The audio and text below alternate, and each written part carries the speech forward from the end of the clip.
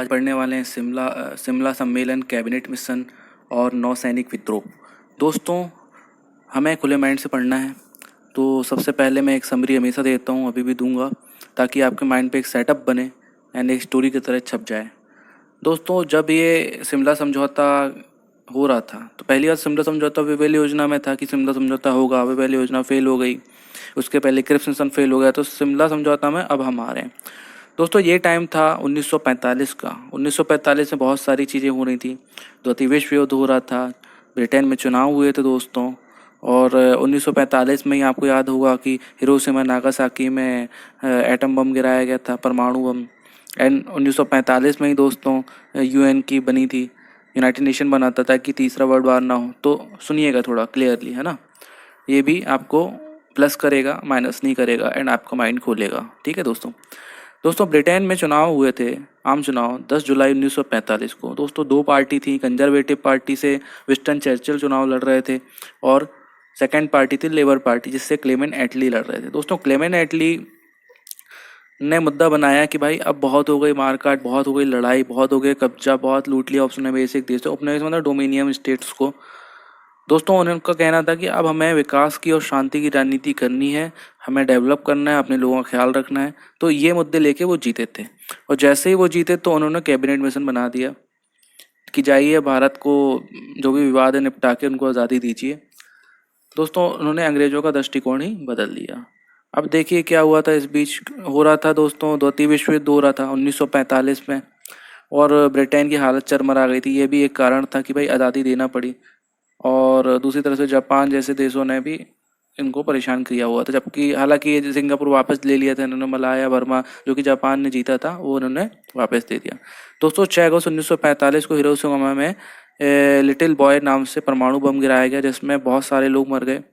फिर 19 अगस्त 1945 को नागासाकी में फैट मैन गिराया गया। फैट मैन परमाणु बम का नाम है दोस्तों।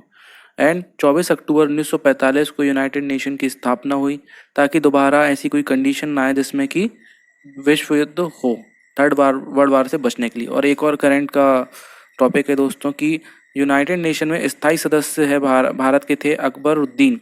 अब उनकी जगह ले ली है टीएस त्रिमूर्ति ने। तो अपग्रेड रही, हमेशा अपने आप को अपग्रेड रखिए। अब आगे बढ़ते हैं अपन, लेट्स गो। दोस्तों, शिमला सम्मेलन ये हुआ था। सम्मेलन जब 25 जून 1945 को हुआ था। यह सम्मेलन में एक सर्वदलीय सम्मेलन था दोस्तों, जिसमें 22 प्रतिनिधि थे। याद रखिएगा दोस्तों, 22 प्रतिनिधि थे इसमें। इस सम्मेलन में भाग लेने वाले प्रमुख नेता जवाहरलाल नेहरू, मोहम्मद अली जिन्ना, इस्माइल खां, सरदार वल्लभ भाई पटेल, अबुल कलाम आज़ाद, खान अब्दुल गफ्फार खां और तारा सिंह थे। दोस्तों, एक बात रोचक तथ्य यह है कि महात्मा गांधी भी शिमला में थे, लेकिन इन्होंने इस सम्मेलन में भाग नहीं लिया था दोस्तों। ये बाहर से ही अपना मार्गदर्शन और आशीर्वाद दे रहे थे। ब्रिटिश भारत की प्रमुख राष्ट्रीय पार्टियों में से एक मुस्लिम लीग की जीत के कारण ये सम्मेलन दोस्तों असफल हो गया। इसकी जीत के कारण विवेल, क्रेप, हर मिशन दोस्तों इनकी जीत के कारण असफल हुआ। शिमला सम्मेलन में कांग्रेस के प्रतिनिधित्व मंडल का नेतृत्व अबुल कलाम आज़ाद ने किया था दोस्तों, याद रखिएगा। और सम्मेलन के दौरान मुस्लिम लीग के द्वारा ये शर्त रख दी गई थी कि वायसराय की कार्यकारिणी परिषद में नियुक्त होने वाले सभी मुसलमान सदस्यों का चयन स्वयं मुस्लिम लीग करेगा। दोस्तों, ध्यान से सुनिएगा। मोहम्मद अली जिन्ना का कहना ये था कि जो भी मुसलमानों का नेतृत्व सिर्फ मुस्लिम लीग कर सकती है और कोई नहीं। तो दोस्तों, ये बताइए कि खान अब्दुल गफ्फार खां, बदरुद्दीन तैयब, अरुणा आसफ अली जैसे लोग जो कांग्रेस सेकुलर पार्टी थी, अभी भी है, उस टाइम भी थी, तो इनका नेतृत्व क्या मुस्लिम लीग ही करती। तो ये बहुत ही गलत बात की थी इन्होंने, और इसके तहत ये शिमला समझौता भी इन्होंने खराब कर दिया था। आगे बढ़ते हम। मुस्लिम लीग का सही यही अड़ियल रवैया था दोस्तों। तो 25 जून से 14 जुलाई तक चलने वाले शिमला सम्मेलन की असफलता का प्रमुख कारण मुस्लिम लीग का अड़ियल रवैया बना। दोस्तों, ये आपको इमेज याद होगी, ये अपने महात्मा गांधी हमारे राष्ट्रपिता, और ये पेंथिंग लॉरेंस की फोटो है जब वो दिल्ली आए थे। Cabinet mission plan 1946। Cabinet mission क्यों आया? शिमला सम्मेलन की विफलता हो गई थी। भविष्य में संवैधानिक सुधार पर सहमति संभव नहीं थी दोस्तों, इसलिए आया था। द्वितीय विश्व युद्ध 2 सितंबर 1945 को समाप्त हो गया था। इसके बाद ब्रिटेन में सरकार में बदलाव हुआ। मैंने पढ़ाया है, क्लेमेंट एटली पीएम बने, नई सरकार ने जल्दी घोषणा कर दी कि भारत को मुक्त करो भाई। कैबिनेट मिशन का गठन किया गया जनवरी 1946 में। द्वितीय विश्व युद्ध का अंत 2 सितंबर 1945 को हो गया था। इंग्लैंड ने पहले ही आश्वासन दे रखा था कि युद्ध में विजयी होने के बाद भारत को स्वशासन का अधिकार दे देंगे। इस युद्ध के फलस्वरूप ब्रिटिश सरकार की स्थिति स्वयं दयनीय हो गई थी दोस्तों। वो उस काबिल ही नहीं थी कि भारत जैसे देशों को संभाल पाए। वो अपने आप को संभालने में लग गई थी क्लेमेंट एटली के नेतृत्व में। और अब भारतीय साम्राज्य पर नियंत्रण रखना सरल नहीं रह गया था। बार बार पुलिस, सेना, कर्मचारी, श्रमिकों का विद्रोह हो रहा था। अधिक दिनों तक भारतीय साम्राज्य को सुरक्षित रख पाना इंग्लैंड के लिए असंभव हो गया था। कैबिनेट मिशन 19 फरवरी 1946 को ब्रिटिश प्रधानमंत्री CR एटली की सरकार ने हाउस ऑफ लॉर्ड्स में कैबिनेट मिशन के गठन और भारत छोड़ने की योजना की घोषणा कर दी थी। 3 ब्रिटिश कैबिनेट सदस्यों का उच्च शक्ति संपन्न मिशन, जिसमें भारत का सचिव लॉर्ड पैथिंग लॉरेंस, जो फोटो दिखाई थी उसमें वो थे, बोर्ड ऑफ ट्रेड के अध्यक्ष स्टैफोर्ड क्रिप्स, नौसेना प्रमुख एवी अलेक्जेंडर शामिल थे दोस्तों। 24 मार्च 1946 को ये दिल्ली पहुंचे, जिसकी फोटो अपने देखी थी। इसमें 2 अलग अलग घटक विधानसभा के विचारों को खारिज कर दिया था।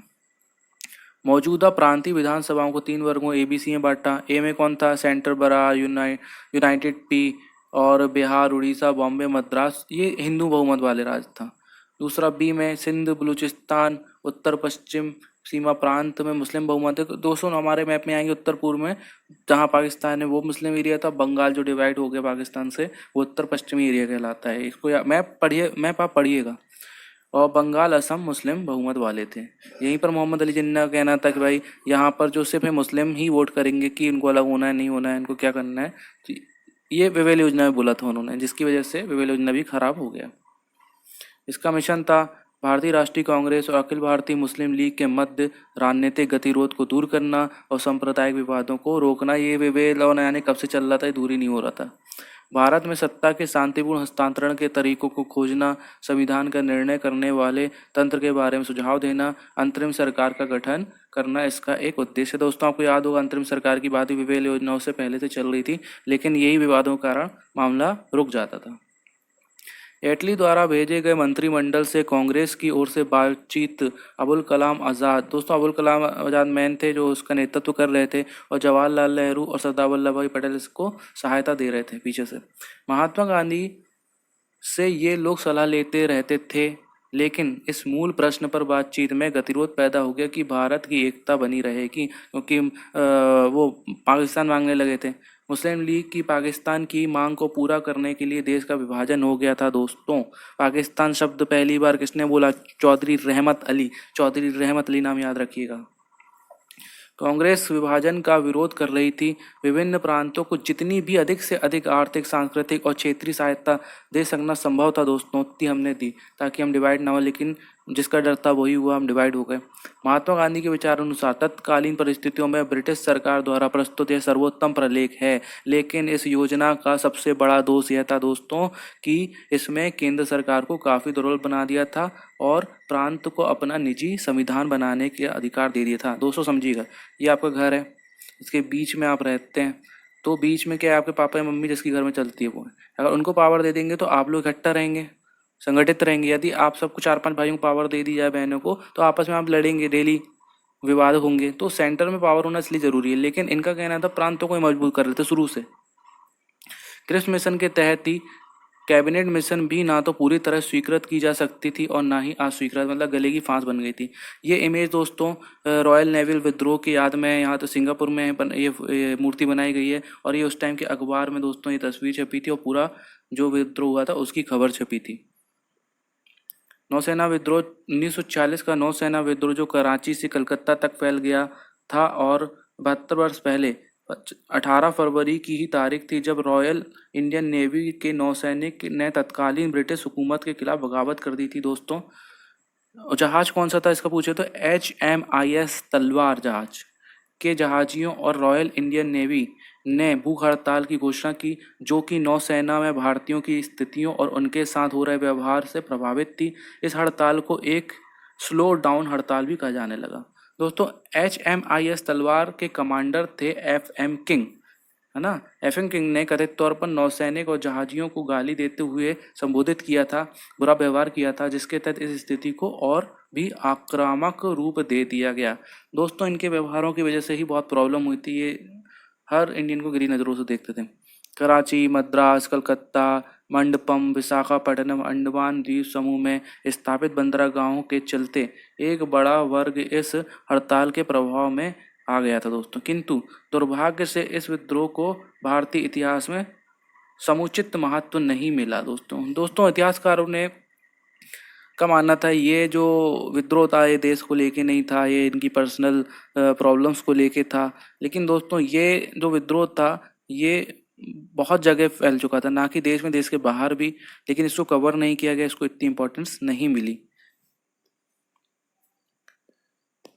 ये वीडियो यहीं ख़त्म हो गया, थोड़ा छोटा था दोस्तों। अब आगे नेक्स्ट वीडियो में हम क्या पढ़ने वाले हैं। नेक्स्ट वीडियो में दोस्तों जो 1930 में दांडी यात्रा, असहयोग आंदोलन, 1922 का चौरी चौरा कांड और जितने भी छोटे छोटे दोस्तों विद्रोह चूक गए हैं, घटनाएं छूट गई हैं, क्योंकि मुझे एक लिंक में पढ़ाना था इसलिए मैं वो नहीं पढ़ा पाया। लिंक बनाना इसलिए ज़रूरी रहता है दोस्तों, ताकि आपका माइंड पे क्लिक करे। यदि आप मेरे वीडियो देख रहे होंगे तो आपको ये पक्का याद रहेगा कौन सा विद्रोह पहले हुआ, कौन सा विद्रोह बाद में हुआ, क्या कंडीशन थी, क्या वजह थी, और इसी वजह से मैंने आपको नहीं पढ़ाया। अभी मैं पूरे विद्रोह को कवर कर रहा हूँ, नेक्स्ट वीडियो डालने वाला हूँ। आप लोग उसको देखिएगा और बताइएगा, सजेशन दीजिएगा। And thanks to Unacademy कि मुझे मौका दिया, और बहुत बहुत धन्यवाद आप लोग का।